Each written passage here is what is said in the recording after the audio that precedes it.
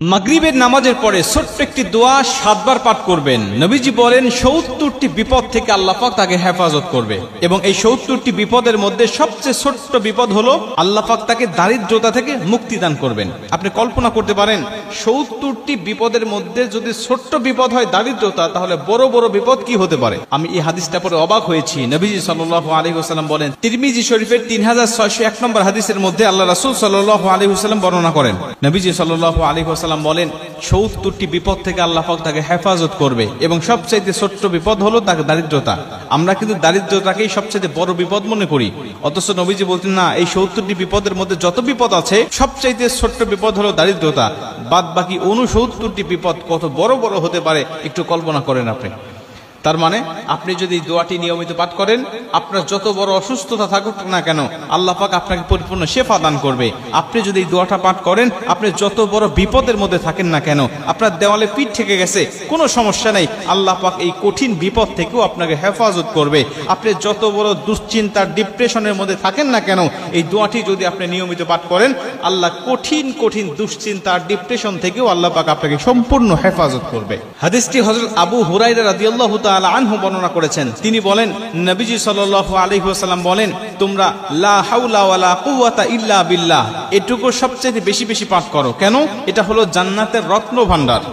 এই লা হাওলা ওয়ালা কুওয়াতা ইল্লা বিল্লাহ এটা হলো জান্নাতের রত্ন ভান্ডার। যদি কোনো ব্যক্তি এই দোয়াটি বেশি বেশি পাঠ করে, তাকে জান্নাতের রত্ন ভান্ডার দান করা হবে। কল্পনা করতে পারেন, জান্নাতের রত্ন ভান্ডারের মালিক যদি আপনি হয়ে যান, তাহলে দুনিয়াতে আপনার কিসের সমস্যা, কিসের দুঃখ, কিসের ব্যথা, কিসের বেদনা, আপনি তো দুনিয়ার জমিনে সবচেয়ে সুখময় শান্তিময় একজন মানুষ। নবীজি বলেন হাদিসের শেষে, এই ব্যক্তি যদি লা হাওলা ওয়ালা কুওয়াতা ইল্লা বিল্লাহ বলার পাশাপাশি যদি আরেকটু যোগ করে বাড়িয়ে দেয়, লা হাওলা ওয়ালা কুওয়াতা ইল্লা বিল্লাহ ওয়ালা মানজা মিনাল্লাহি ইল্লা ইলাইহি, রাসূল সাল্লাল্লাহু আলাইহি ওয়াসাল্লাম বলেন লা হাওলা ওয়ালা কুওয়াতা ইল্লা বিল্লাহর পাশাপাশি ওয়ালা মানজা মিনাল্লাহি ইল্লা ইলাইহি এটুকু যোগ করে যদি কোনো মানুষ তেলাওয়াত করতে পারে, আমল করতে পারে, পাঠ করতে পারে, আল্লাহ পাক তাকে কঠিন কঠিন 70টি বিপদ থেকে তাকে হেফাজত করবে।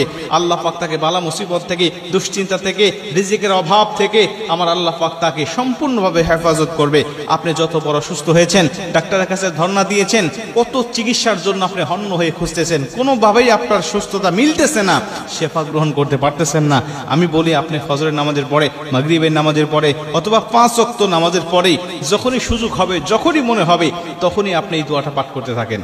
একাধিকবার পড়েন, 5 বার, 7 বার, 10 বার, 100 বার পর্যন্ত আপনি তেলাওয়াত করতে থাকেন। ইনশাআল্লাহ আল্লাহর উপরে তাওয়াক্কুল রেখে যদি আপনি এই আমলটা করতে পারেন, আমার আল্লাহ অবশ্যই আপনাকে শেফা দান করবে। আমার আল্লাহ অবশ্যই আপনাকে সমস্ত বালা মুসিবত থেকে হেফাজত করবে। 70টি বিপদ থেকে আল্লাহ পাক আপনাকে